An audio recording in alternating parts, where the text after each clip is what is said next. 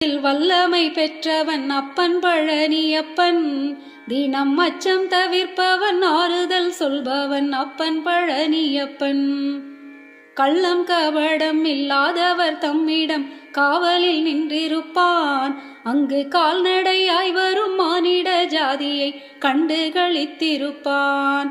துள்ளி வரும்படி வேலுக்கு மேலொரு ஜோதி பிழம்பும் உண்டோ, அந்த சுப்பையன் போலொரு அற்புத தெய்வத்தை சொல்ல மொழியும் உண்டோ. வெள்ளி முகம் 12 கண்டபின் வேறொரு சொர்க்கம் உண்டோ, ஆண்டி வேஷத்திலாயினும் வீரத்திலாயினும் வேலனை வெல்வதுண்டோ.